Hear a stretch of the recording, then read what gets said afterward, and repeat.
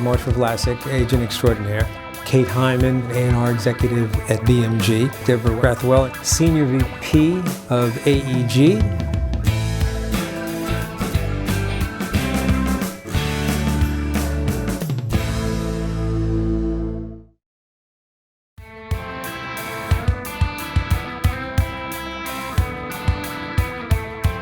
What's really important, other than you, your music, and having somebody you can trust as your manager or best friend, is having someone who's going to be out there fighting for you, believing in you, having the passion, and wanting to see you be successful and make money.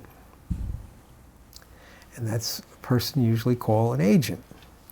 So I invited somebody who I know is passionate, is very successful.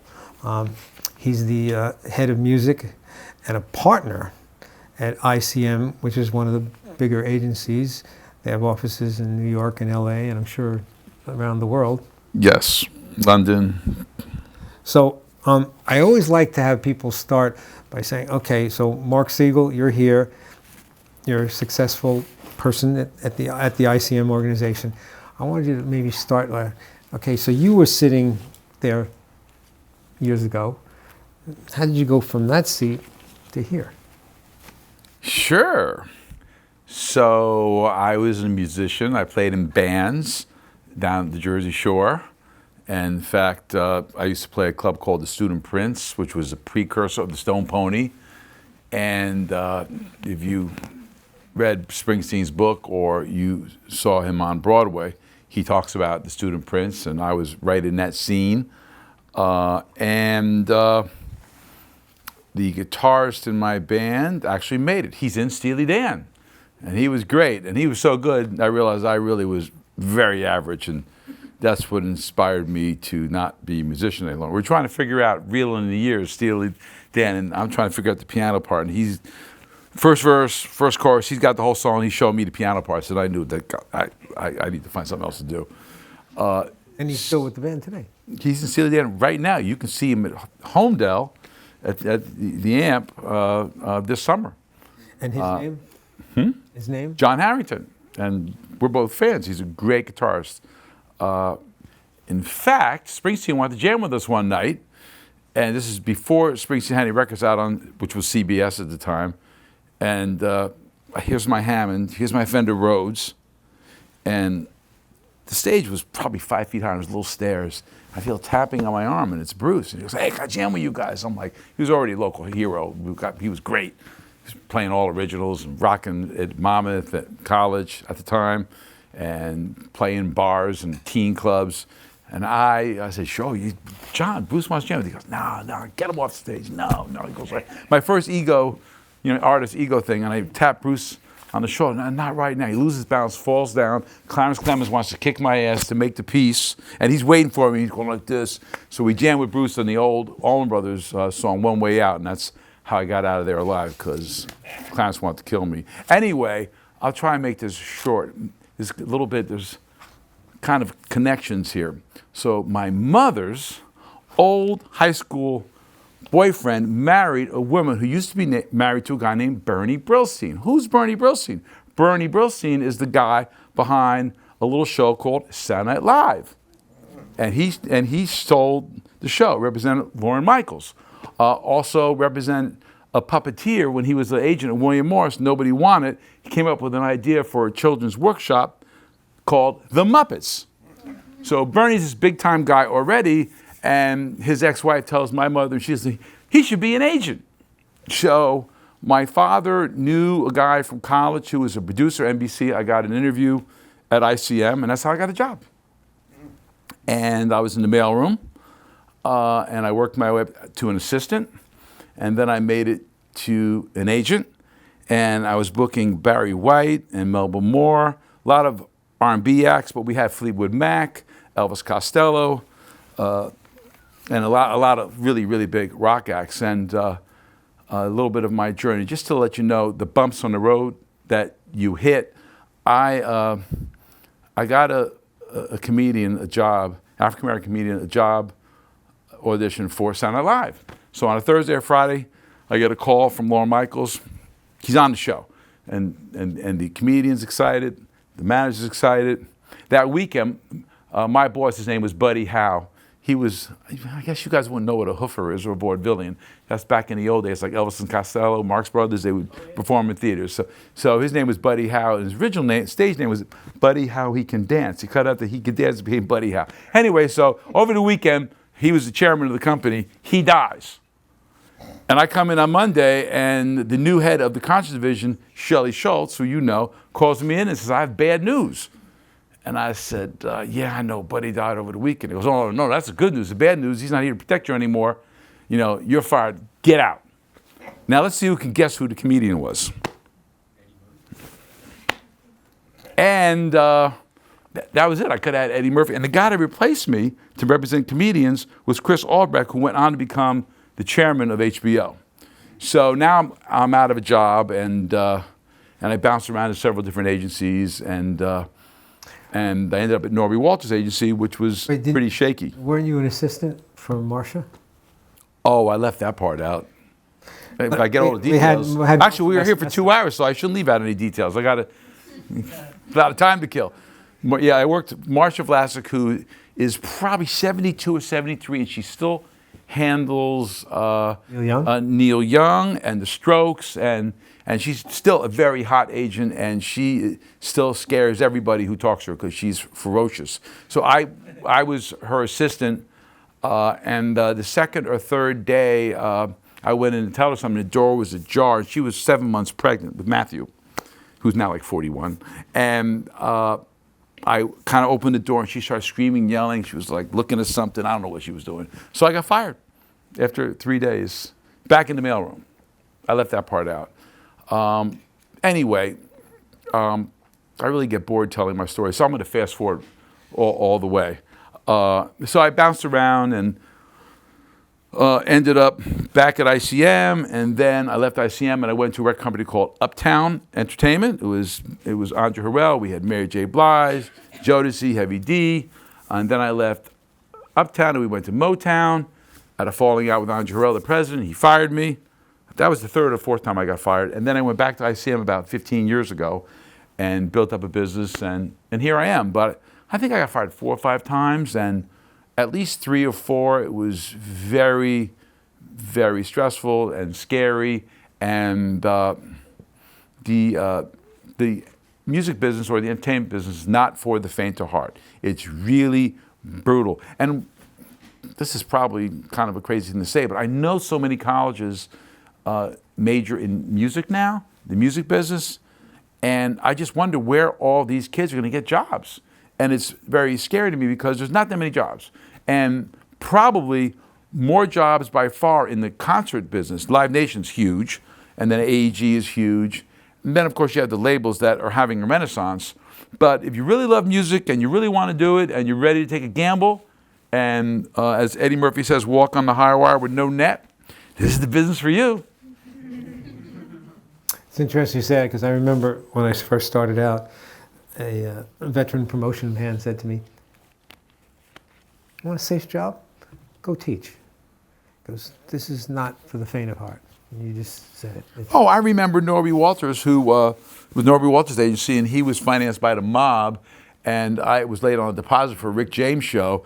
And he said, "Did you get that deposit for Baton Rouge yet?" I said, "No." We were like on the 18th or 19th floor. He said, "Look out the window." I said, "Huh?" He goes, "Look out the window." I said, "Huh?" He goes, "Look out the goddamn window." And I'm looking out the window. And he goes, "So if I throw you out the window, do you think you can sprout wings and start flying before you hit the sidewalk?" So I remember going back to my office and calling, "If you don't give me the money, you can throw me out of a window."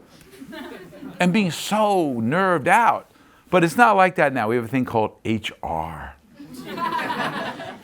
Which that sort of stuff doesn't exist anymore. But I did get subpoenaed to go to Chicago to testify, grand jury, federal grand jury, against Norby because he was extorting athletes. If you Google Norby, you'll see what he would do is he would give money to athletes and then threaten to expose them and get them kicked out of college.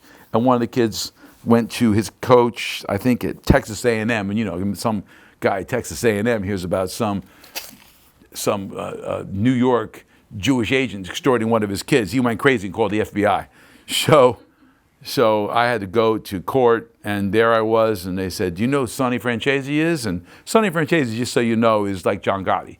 And in fact, he just got out of jail, 101. He got arrested and convicted at 88 for extortion. Can you imagine? And he still I think he might have died in the last year or two. But anyway, those days are kind of over, but not really. It still goes on. I'm sure all of you have heard of Suge Knight. And then some other newer labels have nefarious funding and ways of doing business. But the agency business is actually very legitimate. There's probably 5 or 6 really, really good agencies that are always on the look for young people and to train and develop them and turn them into agents. But the process is you start. They call it agent training program. There really is no more mailroom, but you start as an assistant, then you can go into Contract Central, which is just typing contracts, then you can go back and be an assistant again, and then you can become a coordinator, and that's about a 3 or 4 year process. And then they make you an agent, and they can get 60 grand a year, and you better be happy. And then you have to book a territory. So you're in the office at 10 till 10, dealing with the crazies. And then if you're lucky enough to develop relationships and sign acts, then you can start moving. And then you can go from 60 to 80 to 90 to 120, and then 300, 400, 500, $1 million a year. But that's not a lot of people. That's not a lot. So what would you say if somebody wanted to become an agent? What would be some of the skills that they would need to be successful? Hard work. Hard work, and know that you got to put in lots of hours for lots of years and prepared to sacrifice. And you have to be very organized, and you have to make people like you internally at the agency, make people in the industry like you. So there's the being liked, and there's just being highly functional. And it's very, very stressful. And it is a thankless job. And you know, the agents who are very successful are more miserable than they're happy because it's a thankless job. And what was the story I was telling you before in the car? My old boss, Buddy Howe, he had Paul Anka. At the time, he had Engelbert Humperdinck, Tom Jones, had the Beatles for a while. Big time guy. And I was assistant. Paul Anka calls him and fires him after 20 years. And he calls me in, and he's kind of depressed about it. And I said, well, he goes, I can't believe Paul fired me. I said, I'm sorry, buddy. He goes, kid, let me tell you something. In this business, if you want loyalty, buy a dog. He used a few expletives, but I'm going to try and edit it out a little bit. So it's a rough game, but is it exciting? Yes. Is it really great when you find a young artist and you develop them, or you take on an artist that's been around for 10 or 15 years and rejuvenate their careers? I took on Boys and Men 15 years ago, and they were barely making a living, and now they gross $10 million a year. I feel good about that, especially because I've known them since they were kids and they first happened. We represent J. Cole, and I remember our first meeting with him. He was very, very curious and thirsty for knowledge. Well, how do I go from nightclubs to big nightclubs, and nightclubs to theaters, and theaters to arenas? And we explained, you have to have a great show, you have to have the record, push the touring, and the touring pushes the record, the right ticket price, put on a great show, and take steps and build your career. And this is exactly what he did. So that's amazing. And he's actually a really, really nice, appreciative, good guy, and an amazing performer, an amazing recording artist, and I think an inspiration to a lot of people. So that's the stuff that's exciting and fun. I guess the first 10 or 15 times I went to the Grammys was fun, but now it's just like, oh God, I gotta do this again. But you know, when you're young and you're going to shows and you're networking and developing relationships with a lot of people your own age, and you watch everyone grow together, that's fun, that's exciting. I don't have any regrets, but if I knew what I knew now, I never even would have tried it, because it's that difficult to be successful. So ignorance is bliss. But it's about relationships, and it's people skills. And Yep. when you talk about, you know, your boss at the time, Paul Anka, firing him, so I think we all have a misunderstanding that you sign a piece of paper, I'm your client, you're my agent, you're going to perform these services for me. But what I'm hearing or understanding is as good as your handshake. Or is that not true? There are long-term relationships. Boys to men. Boys to men, I've had them for 15 years now, which is relatively long. Elton John's been with his agent probably for 50 years. Billy Joel's been with his agent for 50 years. Bruce Springsteen been with his agent for 40 years. But the vast majority of the artists, they move around. And if you name an artist, I can tell you how much they move around. And all of the agents who are very, very successful all say the same thing. Whenever the artist calls them, the first thing they think of is, oh, they're going to fire me. And it is still scary, even when you're in the business 30, 40 years, even when you're pretty rich, even when if you lost a client, you'd be all right. Because it's not just the economic hit when you lose a client. It's the rejection. It's kind of like your boyfriend or your girlfriend breaks up with you. After 5, 10, 15 years, you've been a great boyfriend, you've been a great girlfriend, you've been loyal, you've done everything right, and they just say, I need to change. You're wonderful, I love you, you're fantastic, but I need to change. For no reason. And that's really what it's like. But I won't say it's dull or boring. Sometimes it's too exciting, too much drama. So what's the most satisfying part of the job for you? I think, like I said earlier, going to a show and watching a performance and watching the fans really, really have a great time. And every now and then the client says, thank you, I wouldn't be here if it wasn't for you. You really are a major part of my career. I'm counting how many times I've heard that. Maybe 8, 9, 10 times in 40 years. That's pretty good, right? Once every 5 or 6 years, someone says thank you. Yes. What would be the reason why an artist would leave? Like, how would that benefit them? Why would an artist leave an agent? They just need to change. They're 60 years old and they want you to figure out a way to get 25-year-olds to come to their shows. The competition offers the dream and says whatever the artist or manager want to hear. A manager's in trouble with an artist, and so rather than get fired, they replace the agent. You're the scapegoat. You're too honest.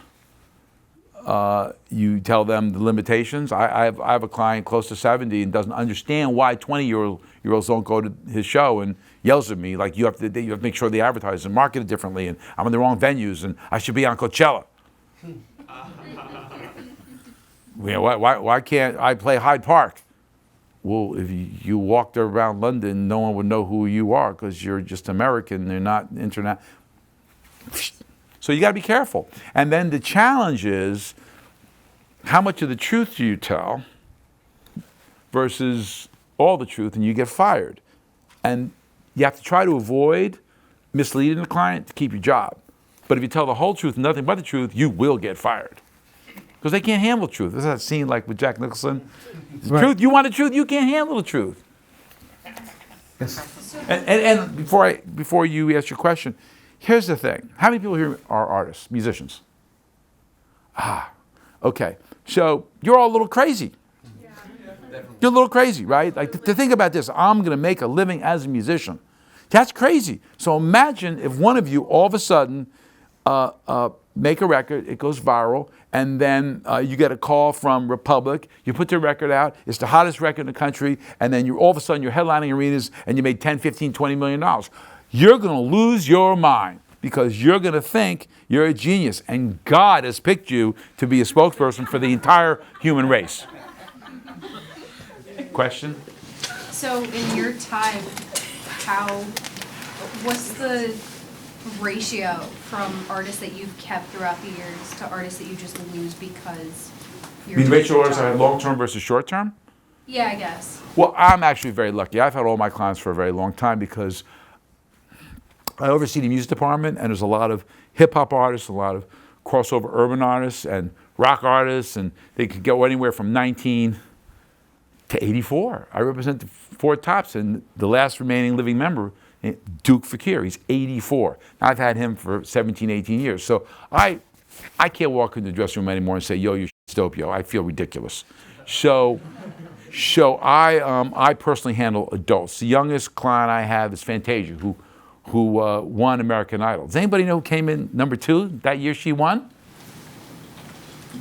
Jennifer Hudson. Isn't that funny? So, and she's 34, 35. She's the youngest day-to-day client for me. So as artists get older, and the reason why I prefer older artists, well, first of all, I'm old, so it feels more natural, more organic, but also they learn. They've been lied to, they've been beat up, knocked down, and what they really want is they want someone who's actually going to tell them the truth and just really work hard to protect them. The young artists, well, I don't think I have to say anything else. So how do you as an agent get compensated? How do I what? How do you get compensated? How do you make a living? We get paid commission. And I do make, a lot of money. So no one here has to feel sorry for me. But if I fall over, so I have hyperventilating, please dial 911. But when you say on a commission, so is there a industry standard, or is it vary? Well, different companies are different. CAA, Creative Arts Agency, Warren Morris Endeavor, International Creative Management, Paradigm, pretty much pay salaries. And some agents get a percentage of the commission above a certain level. Others, and most are on CA William Morris are discretionary bonus. So you could have a great year and sign 5 or 6 really hot artists and bring in $1 million or $2 million, and then your boss could come in and say, well, we had a bad year, you're not going to get a bonus. That happened to you one year. Anywho, so get a salary, and the better you do, the more dates you book, the better you handle your territory. Oh, by the way, you become an agent, and you can go into the college department, strictly booking colleges, or clubs, or both. And then the next step is you have a territory and you book theaters and then arenas. And most agents who are successful, they start signing acts and they graduate to what we call responsible agent. That means you have your own personal clients. And that's how you actually make the most money, having the clients. What's the layout for the contracts that your clients sign to? Signed to the agency? Generally, artists don't sign agency contracts anymore. I have a few who are signed, but it's a handshake, as Steve was saying before. So you get fired at any time. And the term is pretty much for how long? There's no term. You're just a handshake. So everything you've done to date, you commission, and then they can go. Now, I do have some clients who sign for various reasons. He'll agree with me. It's hard to enforce a service agreement. If you sign with me and then you decide, I don't like you, I don't want to do it, and I get you all these gigs, you go, I'm not doing them. How am I going to make you go play a club or a venue if you dislike me? You're not going to listen to me. How do I do that? So if we don't have a relationship, then it's not going to work.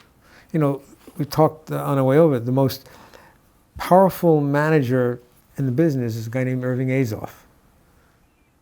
He manages the Eagles amongst many other. And my client, Babyface. There's no agreement. As he said, you don't want me to manage you? Okay, goodbye. You don't want to be with me? Then okay, find someone else. It's really hard to make people perform if they don't want to. How long did Bruce Springsteen? He had a falling out with his manager, and he didn't. Well, Mike Appel. He didn't record music for years. I think it was 3 years. He just shut it down, and then they finally made a deal, and he went back to work. But look, when you have a client that appreciates what you do, or I represent Charlie Wilson. How many people here know who Charlie Wilson is? Okay, so Charlie is probably the most amazing performer I've ever represented. He's better than Bruno Mars, and I was quoted in Billboard saying he's the Bruce Springsteen of R&B. And the thing that's amazing about Charlie is you think he's 66, 67, and he really thinks he's 35. It's amazing. And he does a show, you have to chase him off the stage. He wants to do 90 minutes. How many have seen him perform? All right, well, he'll be coming to the area in February or March. It's just astounding. But his passion and his hunger to be great in the studio, he just made a record with Bruno Mars. We co-wrote it with Bruno. You can't even explain it, how he just wants to be all he can be even now. And I think Springsteen's like that. I mean, Springsteen just did Broadway, then he did a new album, then he did the Movie. rockumentary, Western Skies. I mean, he's a workaholic. The guy's writing songs probably almost every day. And you see Springsteen's show, I mean, he's exhausting. It's 3.5 hours. And you see people 50, 60, 70 years old standing up the whole night. Of course, they go home and their back hurts and they're dying. It probably takes a week to recover. But Stevie Wonder. Stevie came to see Charlie at a show in L.A. last week at the Microsoft. And Stevie likes to talk. So he and Charlie were talking so long, the manager had to chase them out because Stevie just can't stop. Stevie, if there's a piano or a microphone, he'll start performing. He can't help himself. As he likes to say, I've never seen a piano I don't like. He says that. Wow. Yeah, so when you're near those kind of artists who are that genius and that passionate, it is magical. Of course, there's a dark side too. So, you got to deal with that too. But Boys to Men, I was at the Grammys, and some of you might have seen this. How many saw Boys to Men sing Hard to Say Goodbye, a tribute to... Okay, well, about an hour before that performance, I'm standing with the manager backstage at the Grammys, and Chris Knight, who manages Alicia, but also manages my client, Robin Thicke, reaches out to us and says, Alicia wants to see Boys to Men. So we gather them up, get in the dressing room around 4:30, and the show starts at 5. So she says, we want to sing Hard to Say Goodbye. So they rehearse it real quick, and then they do a line check, and then they're on the stage. And they were in street clothes because they had no time to change. And the guys knew Kobe back from Philly, and they were honored. But that was a very stressful process. That wasn't planned, and that probably is the most spontaneous thing you'll see on a show like the Grammys almost ever. You know that. And they were very upset about Kobe, and in fact upset because everybody said what a great look it was. And Nathan, one of the founding member of the group, says, I didn't do it for a good look. I did it because I love Kobe, and I was asked to honor him. And he was kind of annoyed by it's a good look.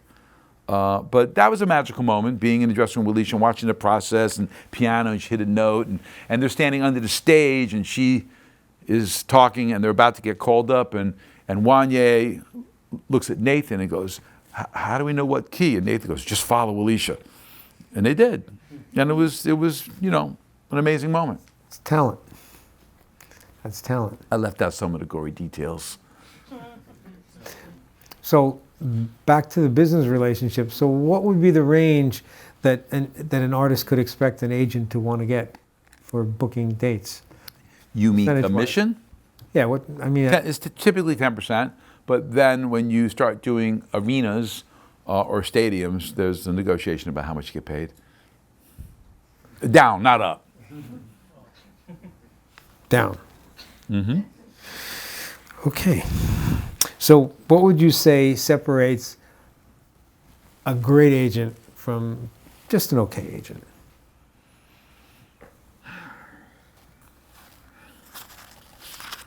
That's a tough question. A great agent always puts the artist's interest first, even when it's painful or not in their best interest. A great agent doesn't stop until the job is done. A great agent has a blind faith in the greatness of their client. And at the same time, has to manage the relationship with the promoters and the casinos and the fairs and the festivals so they feel like they're being treated fairly. So how do you jack up a festival for the most money for your client, but yet the festival producer or buyer doesn't feel like he's taken advantage of? That's a challenge. So I think back to putting your client's interests first and putting in lots and lots of hours and making sure every call is returned and every fire is put out. And if you think it's a part-time job or a 40-hour-a-week job, you're not a great agent. Okay. What about the relationship between the agent, the manager, and the artist? Because you got that guy in the middle who he wants his commission too. Well, he probably thinks that we're in the middle, but that's okay. The manager actually has a hard job, harder than the agent. But the hardest job in the music business is being the artist. So you have to understand the dynamic to really understand the relationship between the agent, the manager, and the artist. So why is the artist job the hardest? Well, they're too young, they're too old, they're too tall, they're too short, they're too thin, they're too urban, they're not urban enough, they're too pop. Only good is your last record. Imagine how rough it is being an artist. And you don't get a time out. And the only great time for an artist is when they're on the stage. Not even when you're in studio, because when you're in studio, the magical moments are like 10, 15, 20, 30 minutes, an hour. But you're in there for 7, 8, 9, 10 hours trying to figure out, is this the right track? Is this the lyrical content? Is the melody match? So making a record is brutal. Brutal. So now, the manager has to talk to the artist every day. Sometimes 5, 10, 15, 20 times a day. And lots of times the artist calls the manager with ridiculous problems. And one of my favorite stories, and it's a long time ago, I'm in Luther Vandross's dressing room with Jeff Sharp, the promoter, Shep Gordon, the manager. And Luther, who's great, one of the greatest artists of all time. But white people didn't really go to his shows. And they didn't buy his records. And that pissed him off. He couldn't understand it. He couldn't explain, well, your songs are very complex and you're singing so great, and white people, right over there, they're not going to get it. But black fans who grew up in church and listen to the gospel, they know you're great and they love you and it's great. And he would sell out arenas everywhere and everybody would be black. And it just, wow. So he said to Shep, and I'm in the room, and he said, Shep, this has to stop. I just don't want to have black fans. I got to have white fans. And this is really bad, and something's got to be done. What do you think I should do? And Shep's the manager. And he looks at him, crosses his leg. This is great. This is one of my favorite moments in my whole career. He goes, well, remember, this is the manager. He says, well, Luther, I think you should fire your manager. And Luther just shut up and was drinking some water. And it was great. So yeah, I feel bad for managers because they're closest to the fire. And I talk to a lot of my artists direct, but nowhere near as much as the managers do. Babyface likes to talk to me about every single booking, so I talk to him 2, 3, 4 times a week. Charlie, I think I've talked to him on the phone 5, 6 times. That's it. I see him at shows and we talk for hours. He will talk. Oh, sit down. When am I making $1 million a show? Hamna. It's tough. But so sometimes the managers get beat up so much by the artists, as I said earlier, they change agent just to save their job. And most managers have 1, 2, 3 clients. I have a dozen personally, and the agency has 300. So if I lose a client, it's a bummer. But a lot of managers, they lose a client, they could be out of business. So I tell all my agents that you have to feel sympathy for the manager because they're in crazy town and you're one step removed from it. And remember, the artist has the hardest job and the most pressure. So you have to really understand that and accept that. And know when an artist is freaking out or they're unreasonable or they're just miserable or unhappy that they are living in a really tough spot. I don't care how big they are. Mick Jagger, he's probably okay. Yes. I was going to ask, it's 2 questions. The first question is, there's a lot of talk as far as mental health and also about addiction. And since you're talking about artists, as far as the hardest job, having the hardest job, a lot of artists have had these kind of problems. So I'm just wondering, how do you address it now compared to before? Let's say, I don't know if you've had any artists. You mean drug problems, alcohol problems, all that? Well, Charlie very famously talks about that. He was a crackhead and an alcoholic, and this is some real homeless man. He said in his book that we did a deal, New York Times bestseller, his bio. He said that he would sleep underneath a truck in the Hearst rental parking lot and he would sleep under the truck in the back. And I said, why would you sleep under the truck in the back? He said, because when they start turning on the trucks, you could hear it in the front of the parking lot. So if you were in the front, you wouldn't have time to wake up, and you'd get, as he said, runned over. And I was like, he was really homeless. He's not making this up. Thank God I don't have any clients with substance abuse issues now. I have in the past. The industry has an organization that helps. Yeah, Music Cares, which really helps. I don't want to mention the artist's name, but I know what crack smells like because I used to book Rick James. So, and unfortunately, been around studios where people were smoking, freebasing. Smells like burnt aspirin. So, an artist wanted me to represent him, and he was performing at Essence, and I went in the dressing room, and I smelled the burnt aspirin, and I was like, oh, but I ran out, and I didn't represent him. I actually think, and we're not talking about weed and even alcohol, not drinking too much.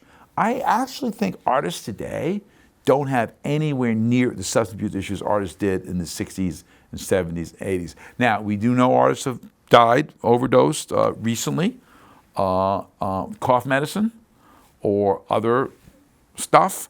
But generally, I think it's performers that I know and I hear are straighter than, I mean, look, we know about the famous artists who drink cough medicine every day. Who wants to say the name? I'm not gonna. I like to sign them.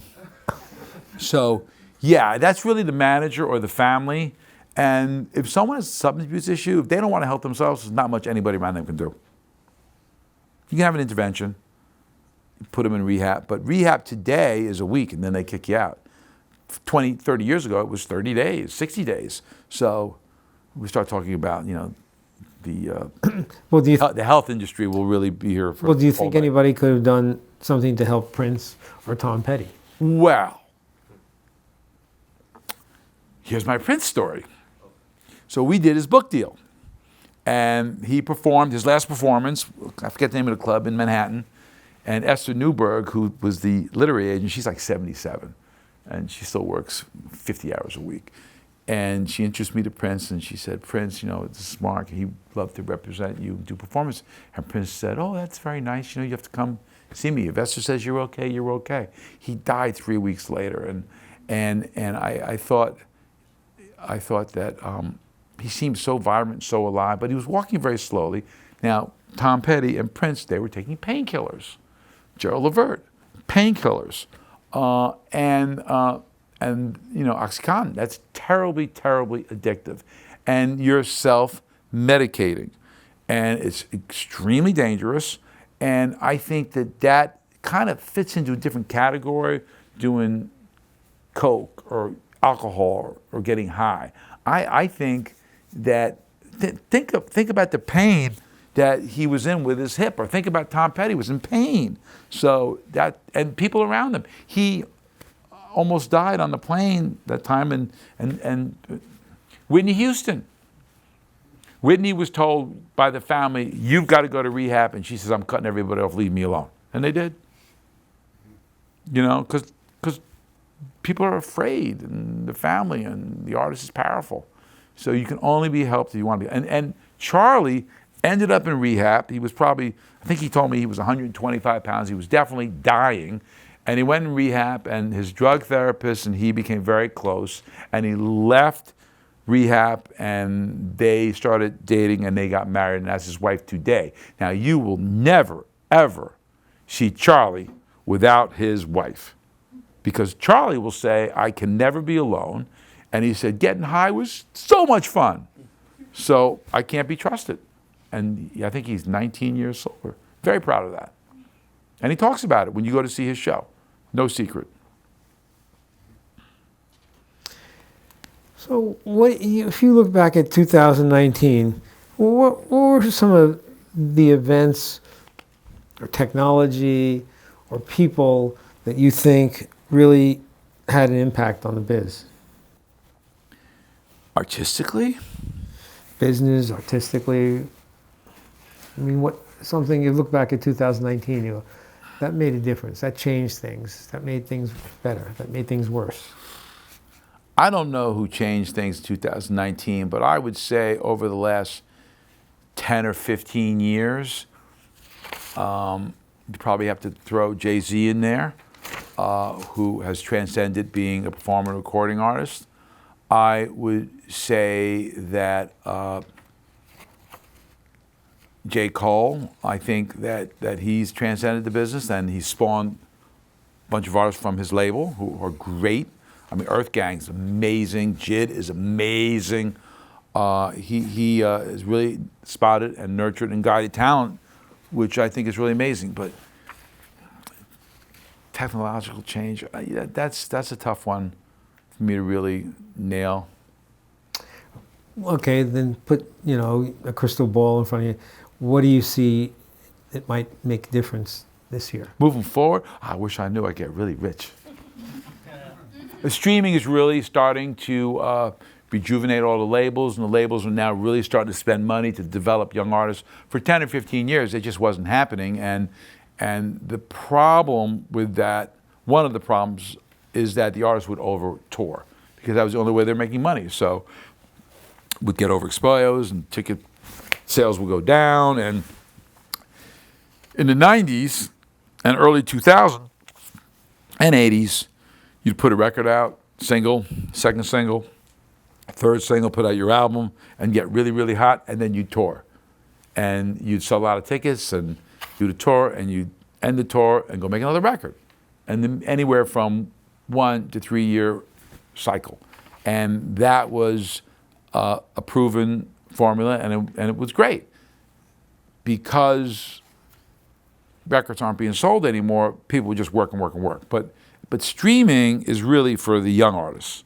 It's amazing to me that you go to buy a new car, can't even play a CD. And people are still trying to sell CDs. It's crazy. You can listen to Sirius Radio. So the concert business has become so big and so lucrative. And it's not just because the artists make most or all their money from touring. It's because of Live Nation and AEG and all the festivals. You can't even count the festivals anymore.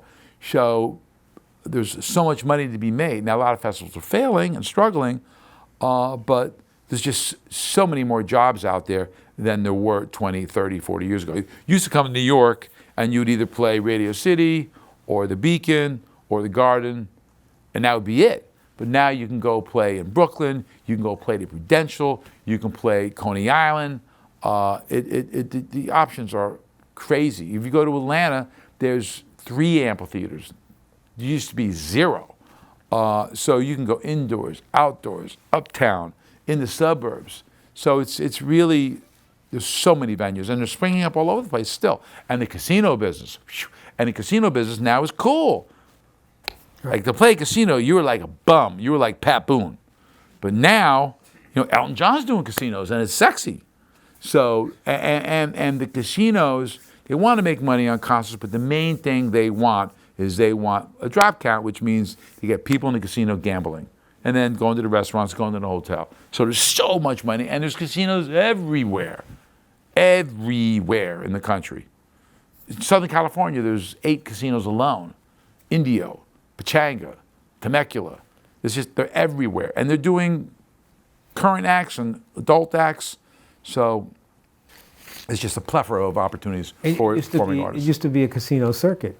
Now it's competing with everything else. Correct. But casinos were corny. No one wanted to play a casino. Wasn't cool. That was not cool. I'm not doing casinos. Now casinos are cool. They pay a lot of money. Look, you'll see artists doing commercials. 30, 40 years ago, nobody did a commercial. That was corny.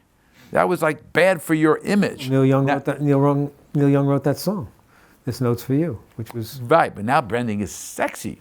But it's also, that's part of hip hop culture, because part of hip hop culture is to sell yourself, sell your brand, sell fashion, make money, and making money is sexy. In the 60s and 70s, making money wasn't sexy. It wasn't about the money. They all wanted to make money, but that wasn't supposed to be the priority, even though it was, but it was hidden. Some artists didn't really want to do it. I was at Virgin Fest, which doesn't exist anymore, and I had Wu-Tang Clan performing in front of the police, which I thought was really cool. And I'm standing in front of Wu-Tang's dressing room, and Sting comes out. He's standing right next to me. And I couldn't resist. I mean, it's Sting. So I said, so what's it like being a rock god? And he looked at me, and he said, don't tell anybody. I would do this for free. And I thought that was really amazing. Of course, I mentioned that to another star, and he told me he was lying, but anyway, a true artist, all you musicians, if you'll do it for free, then getting paid just makes it that much more amazing. Do you get involved in the sponsorship situations with some of your In the what? clients? Sponsorships. We have a branding division, and sponsoring tours really isn't a business anymore because it's too temporary. So brands want to be a partner with an artist for either a fashion line or whatever product they have. And there's lots of events we call branding events. Like Tiffany has an annual event called the Blue Book, Tiffany's Blue Book. And they invite all the buyers. And they could have Mary J. Blige, they could have Stevie Wonder, Shaka Khan, and that's a branding opportunity. So there's a lot of money in branding, and I'm trying to think of who we had on the Super Bowl. Was it Offset? We represent Migos. And definitely Migos was last year. And Yachty does really well branding. This isn't music, but Sam Jackson, we see him all over. He works, does, I don't know, 5-6 movies a year, and then has Citibank and makes a lot of money, and stays cool, which is pretty amazing. What about festivals? What are some of the nuances and difference in booking a straight gig as opposed to participating in an existing festival? Well, festivals often is a real conundrum because everybody wants to be on the main stage, and everybody wants to the stage when it's dark. And then what the festivals now do, because it could be 50 acts, 60 acts, and everybody wants the best billing, and every agent is beating up the producer. So the problem always is the billing, and everyone's screaming and yelling and show water and all that. So that's a big mess. And everybody wants to do Coachella because that's the sexy festival. But the problem with festivals is they will pay a lot more money for an artist than you can get just headlining a show, even in an arena. So the festivalization of a lot of artists is something that an agent and a manager and an artist have to be very, very careful about. Because if you go to a festival and you see 50 artists and you pay $300, so what's each artist worth? $2? But you go see an artist and you pay $99, they're worth $99. So that's a real concern, and it's hard to turn down all that money. Now, if you're between album cycle or you're just starting to get off and you really want to be discovered, it's great, and the festivals are great. But there's also something that can be dangerous for an artist: hard ticket value, meaning how many tickets can you sell just because it's you. You're going into the Madison Square Garden, you're going into the Beacon, you're all by yourself. How many tickets you can sell at what price? And that's where you really make money. Like the real money is Billy Joel doing 19 nights at the Garden. Like do the math. 18,000 seats times $400, and he keeps 90% of it? Yeah, but he doesn't charge $400. Yeah, $700, $800. No, it's cheap. Well, Billy's relatively. Yeah, it's under 200. Barbra Streisand is my favorite. Yes. But she's not doing 19 nights. No, but she could do a lot more than she does because she doesn't really want to work that much. Right. But Cher. I mean, Cher still sells out everywhere. It's amazing. Yep. But if you're a hip hop artist, it's $39, $49, $59. Or if you're an alternative rock artist, $35, $32.50.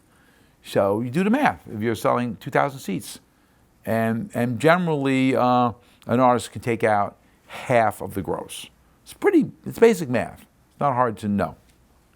And what about merch? Depending on the artist. If you're a pop star, you sell a lot of merch. If you're hip hop, you can probably sell a lot of merch. If you're an adult attraction, normally not so much. So do you get involved in negotiation with the venues? It's pretty standard. It's anywhere from 80-20 to 90-10, depending on the building. And if you're a really, really big act, and you can say, look, I'll go to Brooklyn. I'm not going to go to New York, or I'm not going to go to, I'll go to you play everybody against, so you try to get a better merch deal. But all we do is we work the percentages, and the merch is pretty much handled by management. So all we do is the basic rates, but that's our entire involvement. So about an hour ago, 6 or 7 guys, women, got on stage to talk about the future of America. And I'm just wondering what you think. We're talking about politics now? Yeah. We're in an election year. How do you think that might impact the live industry? I don't think it matters. I think actually, I'm going to just say his name, Donald Trump. So many people that go to concerts, and young people are so angry that his very existence, that I think people want to go out even more. During the Great Depression, the movie business boomed because people were so depressed because they were broke. They went to movies. And I think he might actually help because people just want to go to shows and escape. I travel a lot, and if I'm at LAX, the airport at LA, or if I'm at JFK here in New York, on TV you will see MSNBC or you'll see CNN. You're in Dallas, it's Fox News. If you're in Cleveland, it's Fox. Detroit, Fox. And we shouldn't go into this because it'd be so depressing. It's reality. Reality is we have a president that is scary. What about coronavirus? That's funny. I was about to bring that up. That's a great point. We had a meeting today. I had a client cancel the Tobago Jazz Festival because he's afraid that the virus would spread, and it's not till October, and he might get quarantined, have to stay there for 2 or 3 months. We've canceled. Boys Men just did a Far East tour, including China. I'm sure that if it was on the books right now, they would cancel. Artists are really afraid. And, I think this is because I've been doing this a very long time. If an artist is afraid and they want to cancel, I say, fine, let's cancel. Why should you try to talk someone into do something that really scares them? Why? I'm pretty sure nothing will happen, but just the fact that you're stressed out and nervous is enough reason to cancel a show. Why? Why should you do something that makes you uncomfortable? You shouldn't. That's your choice. So yeah, it's affecting Live Nation China. It's affecting the Far East. It's starting to affect Europe because we all know about the outbreak in Italy, in Iran, an outbreak, and I'm not. What do you call someone with disease control? What is it called? The CDC here in America? Well, that's the organization. Anywho, I'm very concerned, and I think it's going to have a dramatic effect on the concert industry worldwide. The CDC today came out with a statement saying that Americans should prepare because it's inevitable it's going to happen here. And they said we should figure out how we can do things staying out of crowds. Schools might have to learn how to do things by remote control. Businesses might have to talk about telecommuting. And America should be prepared for that possibility, which they say it's not a question of if, it's a question of when. Well, I'm not that doom and gloom. I believe there'll be a vaccine 3, 6, 9 months from what I've read and heard. And I think that the containment that we're seeing in China and other countries is probably just a temporary solution. But I mean, I'm sure all of us are reading the same articles and the same updates. So it's really scary. But more Americans are dying in car crashes and from the common flu than they are from this, by far. So we'll see. I don't want to, what do they say, worrying is interest on a bond not yet due. I don't think this bond is due yet, certainly not in America. But we'll see. We pray and hope it won't become as bad as it could. Okay, I wanted to open it up to some of the questions that some of the students have submitted. And this is a question from Joshua. I want to know, what would you see are the significant differences in music touring versus comedy touring? Comedy touring is primarily in comedy clubs. And other than the big stars like Chris Rock, who we represent, and Jerry Seinfeld, who we represent, by the way, go see both of them. They're great. And they have one thing in common. The thread of their show is more like a movie or a Broadway show. It's just not jokes. There's a beginning, there's a middle, and there's an end. And that's the real, true genius. And Chris Rock will tell you that, and Eddie Murphy will tell you that Jerry Seinfeld really pioneered that. And those guys can do theaters. They really don't do arenas because, see a comedian in an arena. So comedians generally play theaters, and they will play arenas, and they can make a lot more money. But rock acts and pop acts and hip hop acts, if they're great, can play the big buildings. So that's a challenge for a comedian. You go into buildings too big, I think you lose somewhat of the experience experience. But I think a lot of comedians over-tour and work too much. And also, it's easy to play at the comedy clubs. You know what you're getting into, and you're in one place for 3 or 4 days. So a lot of them don't graduate out of the clubs the way music acts do, because for a music act, the whole goal is to get to arenas. For comedians, it's to make movies and TV shows. So they do personal appearances mostly just to make money. Some of them don't see themselves as professional touring comedians. Like stand-up is a means to an end. Now the ones who really want to do, like Jerry Seinfeld, he really sees stand-up as an art. And he does like 40, 50 shows a year. Isn't that amazing? He's worth $1 billion or whatever he's got. He loves to perform. I don't know if he'd do it for free, but if any comic would, he might be the one. He just loves the whole process. He rehearses for hours still. Chris rehearses for hours. So the main difference, I think, is that a music artist, touring is the bread and butter, and they know it, and that's it. But for a comic, I think there's other areas that most of them are focused on. Unless they've already been there, done that, like Jerry. Like what else can Jerry really do in television? Nothing. And I'm pretty sure that's how he feels. I've already done it.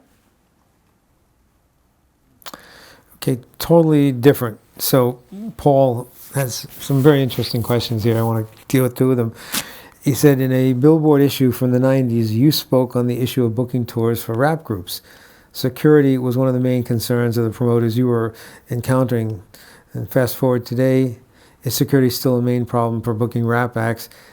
And what other non-musical concerns do you find yourself facing with promoters when booking such a tour? Well, I used to book 2 Live Crew. Anyone know who they are? Yeah. And Luke Skywalker, he's 2 Live Crew, Luther Campbell, would just do things on the stage that were ridiculous. And say things that were ridiculous. But I think that's really been toned down. The problem with a lot of rappers back in the day was they were just out of control. And they didn't care, and they were ridiculous. And some had some very rough guys with them, and if they couldn't get what they wanted, like sometimes it got to be violent confrontations. And that still exists a little bit. And there's an artist whose name I won't mention who refuses to get frisked, refuses to go through a metal detector, and it's always a problem. It's like a big star. You've read about it. But I think now, certainly with Kendrick Lamar or J. Cole or Drake, very professional, very organized, and it's not a problem today the way it was. Those guys are pros. They have a real team around them, from the production to the security, to the logistical components of touring. So it's not the problem it used to be, But there are some artists right now who've got that gangster persona and guns on the bus and shootings, and we know who they are, and we've lost a few very, very talented artists just in the last year or so. So if you've got a history of being in a gang or there's guns, a lot of promoters won't touch you. All right. The other question he raised, Paul, was ICM is incredibly involved in philanthropy and outreach with initiatives like Inclusion and Her. Besides the consistent performances and exceptional service in the entertainment business, is engaging in such activities one of the keys to maintaining popularity and relevance? You know, when you become successful, if you're not giving back and if you're not trying to help people who are struggling or get involved in causes that's going to make the planet a better place, the country, your city a better place, I think success is kind of meaningless. Of course, a lot of people say when people get rich and famous and they start doing good things, they're trying to get into heaven, which is probably true to some extent, if you believe in heaven. So we're very conscious of being very diverse, whether it's gender, whether it's ethnicity, whether it's where you're from. And we're very proud of that. In fact, our CEO came out and said 4 or 5 years ago, the goal is to be 50%, 50-50. Gender parity. Huh? Gender parity. Yes. And I've seen terrible misogynistic stuff in my career. This is years ago. A woman who I think, no, she was first or second runner-up Miss America. Beautiful girl, wanted to be a singer. This is probably the 80s. And I'm meeting with 7 or 8 agents. They're all guys. And I was probably 20-something, and everybody else was older. And one of the senior agents said, well, Rebecca, you're beautiful, you're a great singer, but you're married, you don't fool around. I'm not really sure what we can do for you. I was like, whoa. Now, of course, that would have been a terrible, there would be a terrible penalty for something like that today, but it just blew right past everybody. Nothing happened. She cried. It was pretty pathetic.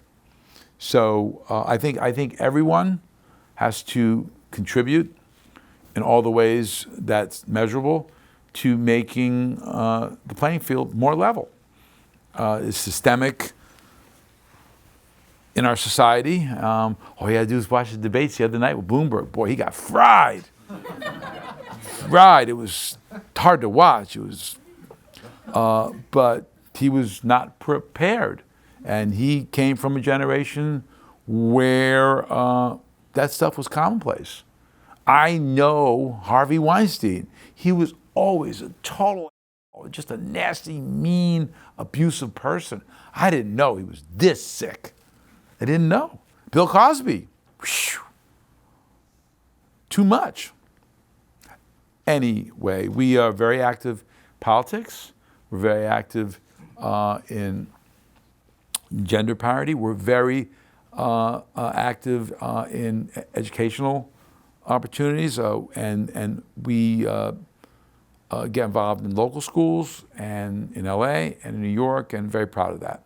And you have to tear yourself away from your day-to-day to try and do something that's bigger than yourself. Changing topics here.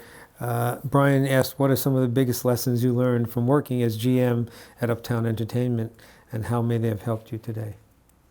Every white man should work for a black man. You understand as best you can what real racism. You never really quite understand if you're white versus being black. But I remember we had the Fruitivism as security because Suge Knight was terrorizing our staff. And I sent an invoice to Norman Epstein. Did you ever know Norman at MCA? Sure. Yeah, and Norman said, what kind of self-respecting Jew are you? We're paying the Nation of Islam for security. So I said, what? He goes, how could you do that? I said, well, first of all, Nation of Islam exists because of racism.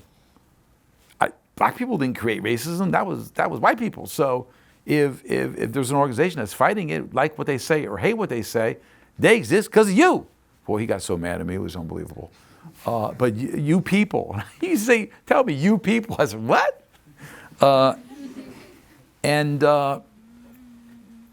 So yes, it's racism is something that is, well, it's alive and well right now, isn't it? Thanks to Donald Trump.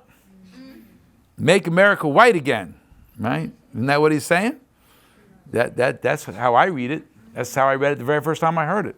So, and another thing that really is disturbing to me, a competitor of mine, I'm not going to mention his name because it's a low blow, the head of a music division, another agency, he said, we're still behind rock. We believe in rock. You know, rock is great. Rock's going to come back and da-da-da-da-da-da. I'm like, rock is jazz, dude. It's not coming back the way it was. But hip-hop is right now. And why are you saying that? Is it because you're white? I mean, it's awful. Now, I've represented African-American artists all my life. I used to represent Cab Calloway. How about that? Billy Eckstine. That's wild, right? Sarah Vaughan. I'm old. I just look good. But American music is black music. American music right now, commercially, is black music. And a lot of people can't deal with that. Blows my mind. It's really upsetting. We're still behind rock. Look at the charts. Look at the box office. What new rock acts have developed in the last year or two? Can anybody name one? Because I struggle. Selling out arenas, blowing up. Hip hop is, Black Keys been around for a long time. I'm talking about right now. Who's the new JID? Okay, I like them. And I'm a fan of rock music. I go home, I don't go home and listen to just Drake or Migos. I listen to Led Zeppelin or Nirvana. I'm a rock fan. But the vibrant form of music right now, all the way, is hip hop. And I've been in hip hop for a long, long time. I was booking Run DMC when they were opening for George Clinton. I was actually on the stage with Run DMC, Live Aids, and Bill Graham, a famous promoter, wouldn't let Jay set up his DJ stand because, you know, that's fake. And Russell Simmons, whole nother problem with Russell, but he was arguing, yelling, that's our band. The GJ is our band. And Bill had no idea. He was thinking the Grateful Dead or Fleetwood Mac. But that just bothered me when I read that in Billboard. We're still behind rock. Well, we're behind rock too, but I will argue that the most vibrant contemporary music right now on a commercial level, forget artistic, because that's been going on for many years, commercially is hip hop and urban. Question from Michael. In the case of representing Chaka Khan, can you walk us through the process of getting her the opportunity to sing the anthem at the NBA All-Star Game? I had nothing to do with that, but she sort of sang it slow, didn't she? I was like, whoa. That's the slowest I've ever heard. Chaka actually is a very nice person. And I met her off and on through the years. I've only been representing her for about 5-6 months. But I grew up with Rufus. And I grew up hearing that voice that was unbelievable to me. She did The Masked Singer recently, and I was like, how did I not know that's her? Maybe they did, and I'm not allowed to say, who knows. But she's an amazing artist, and she still works, and I'm very proud and pleased to represent her. And my role is to, goes back to the artist has the hardest job, right? I mean, she's 66, so you're going to get on a bus and a plane and go to London or go to Detroit and do Cleveland and Akron, and it's brutal. So my job is to try to make the travel as easy as possible. Okay, so someone like Chaka prefers to be on a bus. A bus is better than a plane. Why? This is important. Why? Because you leave the show, you get on your bus, you can go back to the hotel, or you get in a bus to drive to the next gig, and you can sleep in a bunk or just hang out. Not going to the airport. You're not going through security. You're not getting the pressurized cabin, which dries out your voice. You know, when you take a flight, you're exhausted afterwards. Can you imagine taking a flight at 6:30 in the morning when you slept 2 hours, and then going through the airport and going straight to an arena, doing sound check, and then you got to do a show and smile and sing great? and you're 66, 68, or 70, it's exhausting when you're 22. So it's an agent's job to try and make that experience as comfortable as possible and physically easy. No, direct flights only. Like every time I get a gig, are the direct flights. No connecting. Imagine, you got to connect a flight. So you got to show in Tallahassee and you're in Detroit. So you got to go to Atlanta, hang out, and then you get to Tallahassee. You get there at noon, sound check, show. You've been on 2 planes, up, down, your flight's delayed, you're exhausting, you're dizzy, you feel like you just want to pass out. It's brutal, brutal. And once you understand that, you're a better artist representative, whether you're an agent, manager, tour manager, production manager. Things that never go away. Alexandra was listening to a podcast from a couple of years ago with a coworker of yours, Megan White. Yes. And she said that you were her third desk as an assistant. That what? You worked, this was her third desk. Right. As an assistant. She said that working for Mark Siegel, he threw me into the fire and let me handle a lot of things with managers one-on-one. Do you typically allow your assistants that opportunity to do those things, or was she a special case that you handed over responsibilities to see? I'm very proud of the fact that I've trained many agents who are very successful through the years. They're spread out all over the industry. And in fact, the CEO of my company always tells me how much he appreciates that, because what's the future in any company, whether it's a law firm, investment banking firm, talent agency, it's young people, future young people. So the way I train and groom my assistant to learn how to become an agent is, yes, it's not really, I don't think of throwing them into the fire, because we're into the fire together. Pulling them into the fire, maybe, I don't know if I'm throwing in, is to teach them how to problem solve on their own. So I just throw stuff at them. You're not just dictating emails, you're not ordering up lunch or getting my lunch. I mean, you do that, but that's not your primary function. The primary function is to make sure all the contracts are done properly, to catch that incoming call from the manager and try and calm them down before they come to me. Or be on the phone and have all the information at your fingertips as if I'm not even on the phone. So I'm teaching people how to be agents from the second they hit my desk. I have a new assistant. He's been with me for 2 weeks, Louis. And Louis wants to be an agent, and I told Louis that your job is to either fall on a hand grenade or to kick the hand grenade when it gets tossed in my office and problem solve. You're not just here to be a secretary. And if you treat your assistant like a secretary, that's all they're going to be. But if you treat them like a junior partner or a partner and you share everything you're doing. I make my assistants listen to every single conversation, probably because I forget stuff and I want to remind me, so it's to my benefit too.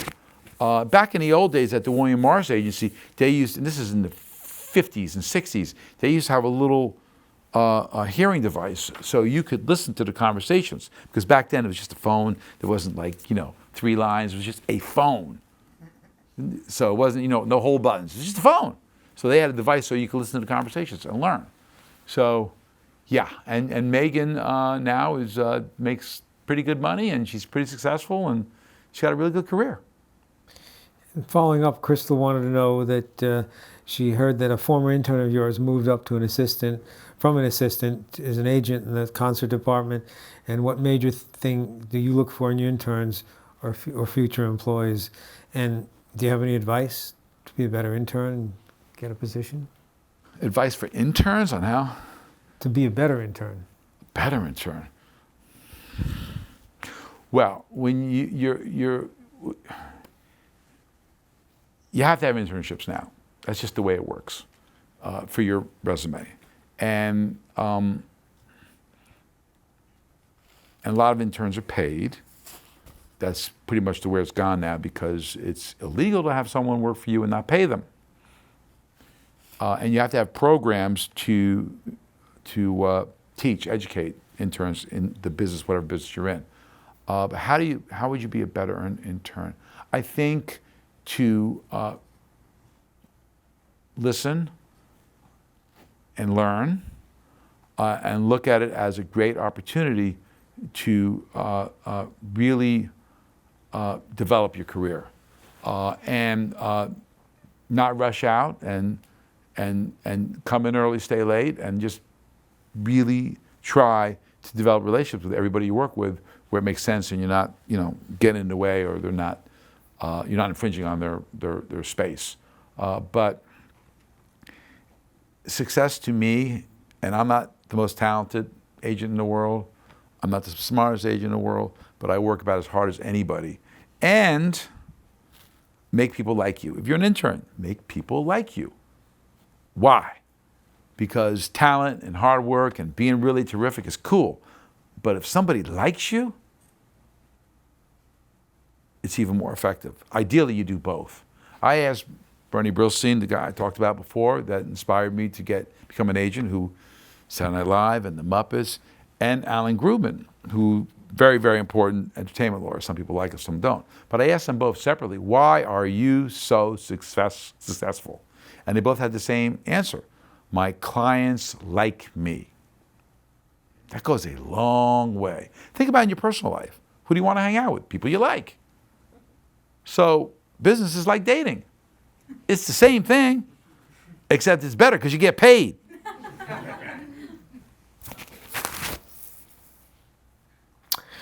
Question, totally different topic from Jessica is, what do you see as some of the biggest differences in the music industry that you've noticed between working in LA and New York? Wow. Well, and you could talk about this too. LA is a strange place. It's almost like another planet.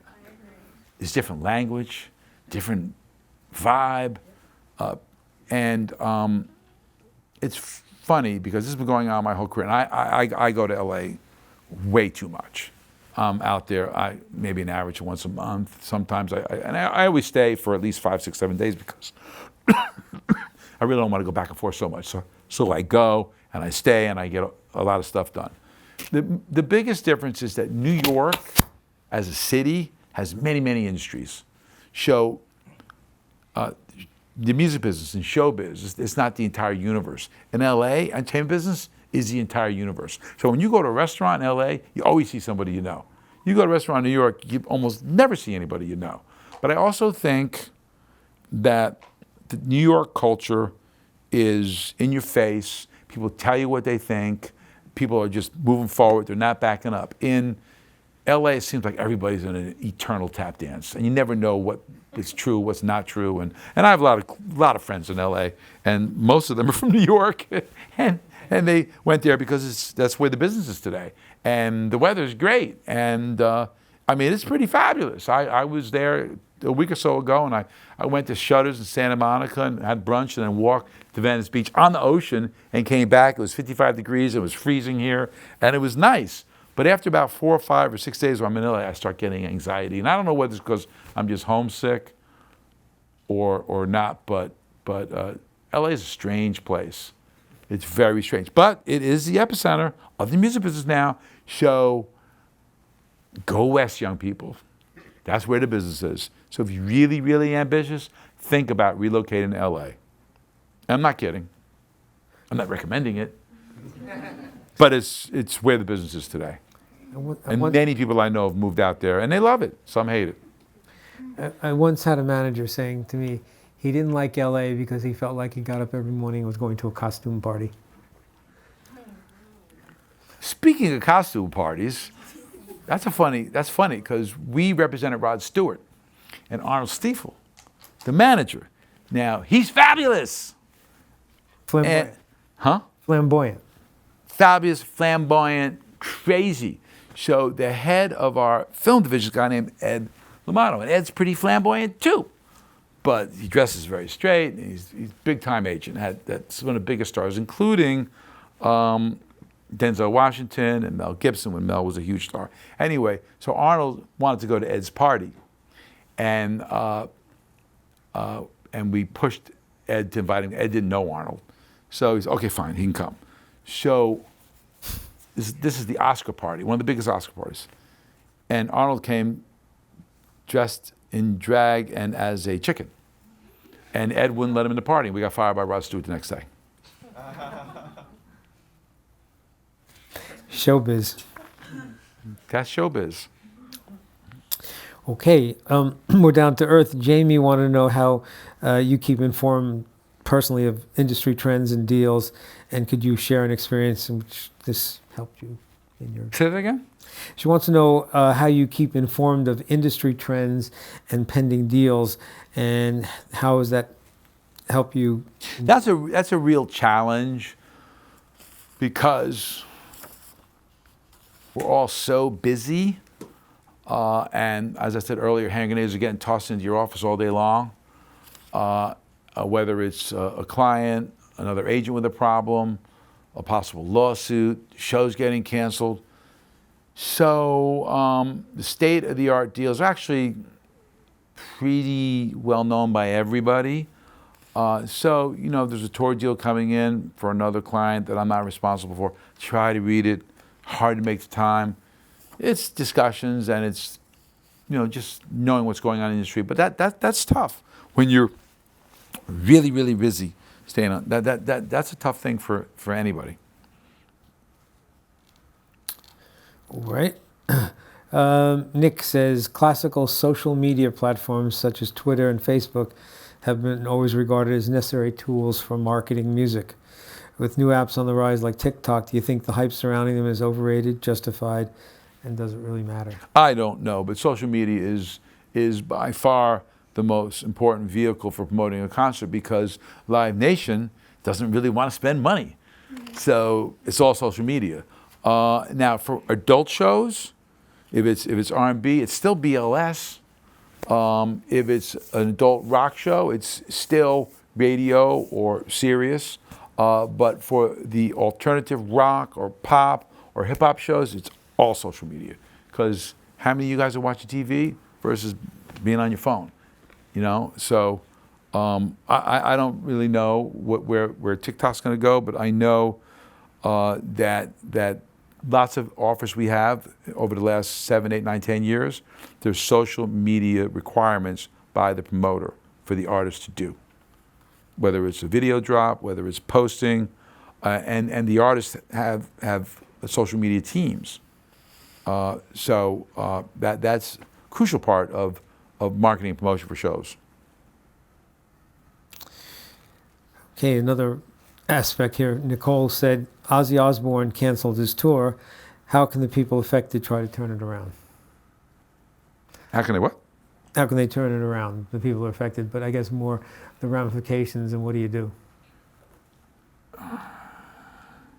When an artist cancels because, and this was illness, Right.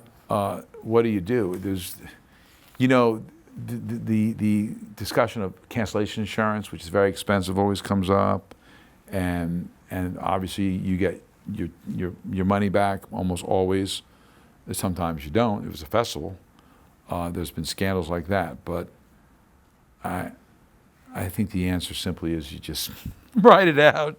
There's not much you can do. I've had tours canceled. I was supposed to have Boyz II Men out with Mariah Carey, and we were negotiating for about a month, and I was concerned because I didn't know if she was really gonna tour. I was concerned because Boyz II Men almost always headline, and now they're in a support situation, so you don't have control.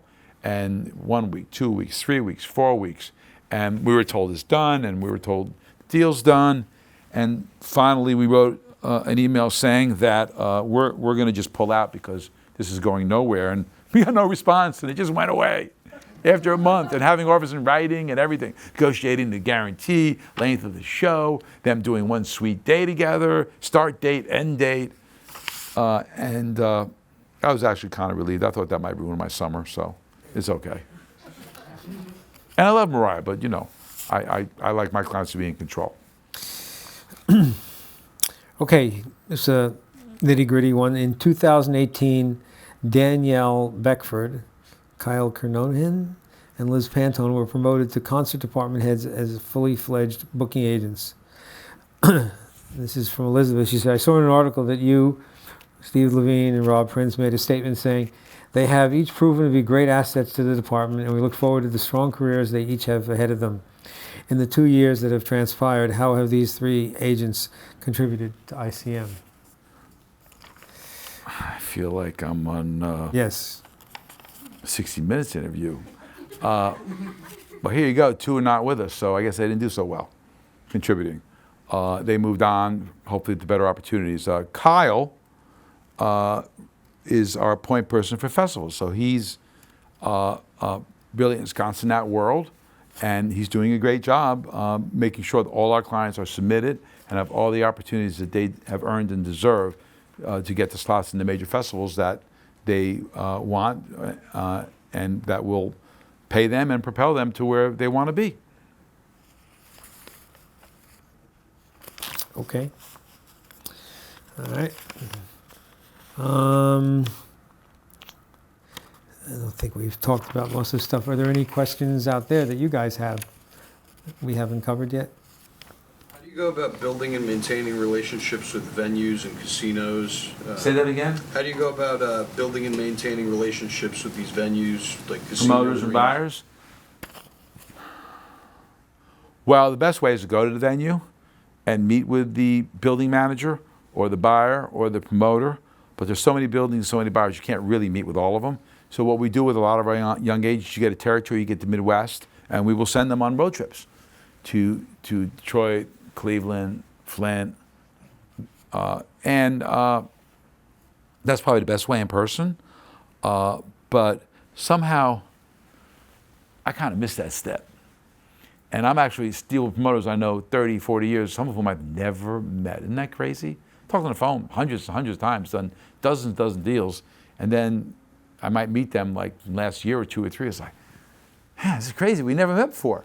But being on the road is probably the best way. The second way is when you start talking to a promoter, be honest, be communicative, be respectful, and don't treat them like they work for you, which some agents do.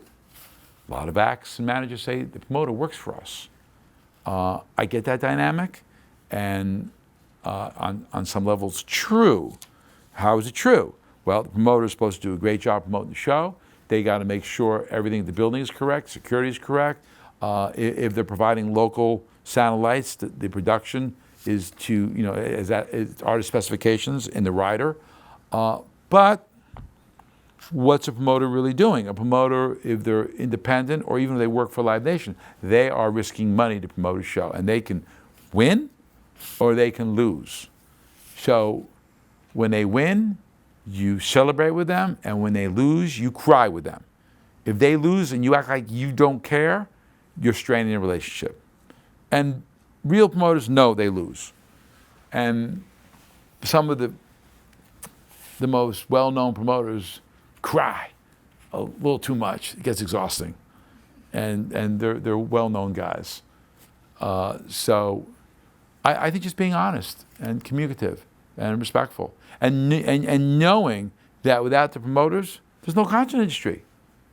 There's no shows. So if you really treat them crappy and you really take advantage and you leave them at roadside kill, which a lot of agents do, it's not good for the business, and it's probably not good for you, and it might not be good for your roster. Now, at the end of the day, you represent the talent. You don't represent the promoter. So if you got to pick one, you always must pick the artist, because that's who you're protecting. My job is not to protect the promoter, but I try to be fair.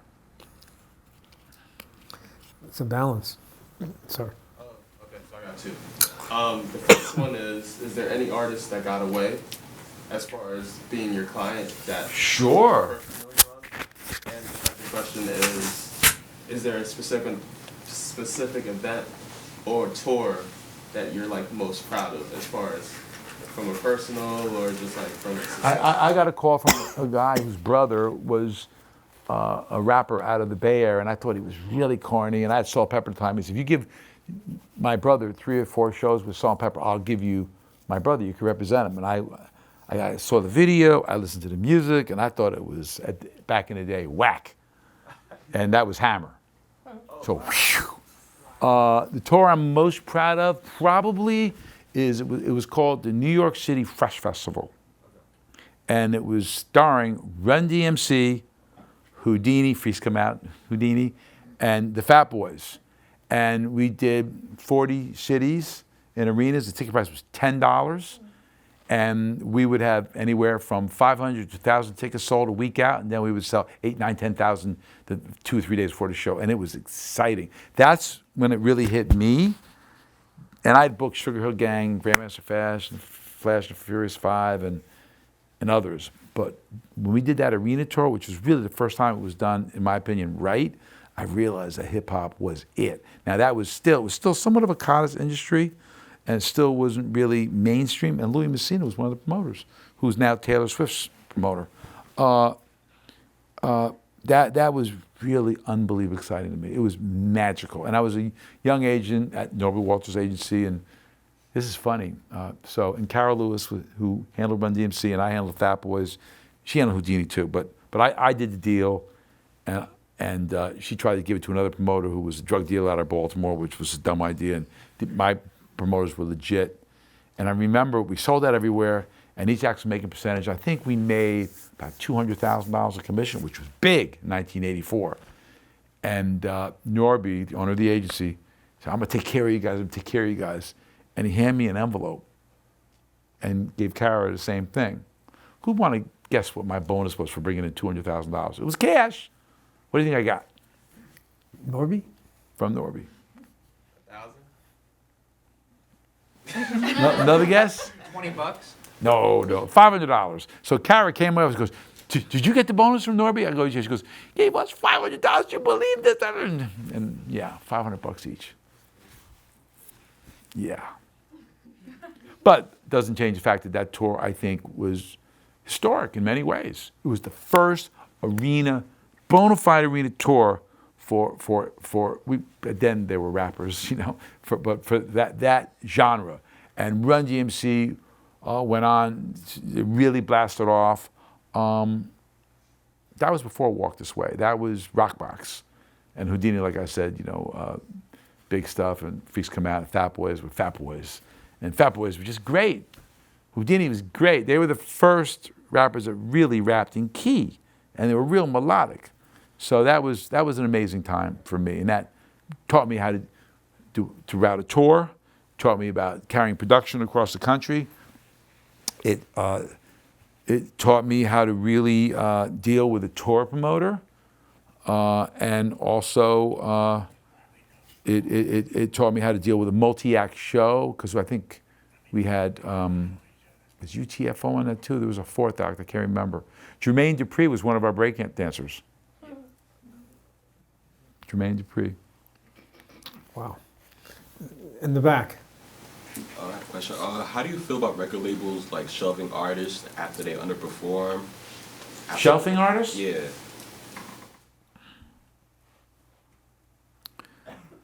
There's nothing worse than getting dropped by a label. There's nothing worse than a label giving up on an artist. But at the end of the day, it's a business, and a lot of artists don't get a chance, and it's not their fault. Other times, it's the artist's fault. But I worked at a label, and who did we drop? Well, we were just fired. Everybody blew up. It wasn't any reason to drop anybody. But I think the problem in the record business more than ever is that it's all about the money. And in the 60s and 70s, whether it was Berry Gordy or Philadelphia International or Atlantic Records, these guys lived in the culture, and they wanted to make money, and they stole from the artists a lot. The deals were pretty lousy for the artists, but it was about the music and about making artists stars. And artist development isn't what it was today. There are some labels that are doing great. Atlantic Records is doing great, Republic's doing great, RCA is doing great, and they're breaking artists, and the success is pretty astounding, considering how bad it was 5, 6, 7, 8 years ago. Record business is back. That's the good news for you guys, because there will be jobs. Maybe not enough, but there's jobs now. Go ahead. I have a follow-up to that. So, back in the 70s, Kiss and Queen were two bands that were not successful the first couple albums, and they had their hit single, Rock and Roll All Night, and Killer Queen respectively, and then they blew up, and then record labels were willing to put the money into the artist then, and that's not so much the case nowadays. Why is that? And like, with what your experiences are, what can you reflect on that? Well, the commitment to artist development, as I said, was cultural. Ahmet Ertegun, if he believed in you, he'd keep going and going and going. Chris Blackwell, if he believed in you, he'd keep going and going. And Bruce Springsteen never would have happened in today's record industry because his first two albums were stiffs, but the label believed in him and kept going. So I think that the long-term commitment to develop an artist whose success is a slow burn probably is very, very rare. And that's because it's about the money. And also, the record business was the only industry where you could put out 20 albums and 16 you'd lose money. 2 you'd make good money. 1 you'd make a lot of money, and another one you'd make millions and millions and millions. So that would make up for the artists that you were making money, and the margins are much thinner today. So it's really hard to absorb an artist that's 1, 2, 3 albums. And it's not album oriented anymore either. It's all streaming. Singles. Yeah. Well, which is the original record business, by the way. But the other thing is that you're talking about an era when there were entrepreneurs running record companies like Ahmet Ertegun and people like Jerry Moss and Chris Blackwell. And today, the record companies are mostly owned by international entities. We have Vivendi, Bertelsmann, Warner's, which is now offering an IPO. And so the pressures for the economic return on an investment is much more than back then. Immediate return. The market's fragmented. It costs more to launch an artist and to sustain a career. And, you know, Warner's, I think it was like 7 or 8 albums from Fleetwood Mac before they had any success. That just doesn't happen anymore because the economic basis for it to exist doesn't exist anymore. The original incarnation of Fleetwood Mac was all guys. There was no girls in it. Also, and you'll correct me if I'm wrong on this, I've been told that in the world of hip hop, the lifespan for a successful rap artist is probably 3 years. Not if you look at Jay-Z or J. Cole, Kendrick Lamar, but yeah, but I think the average lifespan of a pop star from the very beginning of the commercial record industry was very short. There's so many one-hit wonders, you know. And it's funny because a lot of people say, whatever happened to this artist or that artist? And anything can happen. The artist could just lose the eye of the tiger or not listen to their management team, or the genre passes by. So that's why being the artist is the toughest job, because it's Murphy's Law. Whatever can go wrong will go wrong. Really brutal being an artist. Brutal, brutal, brutal. Monique asked a question about ICM and whether you were only at the label, the entity would only sign major label artists. Would they sign independent artists? No, that's not true at all. We'll sign artists that don't even have an independent deal. If they've got a buzz record or someone's really passionate and they saw the show. What we do look for, though, is a real manager, an artist who's really has it figured out that you really want to make it.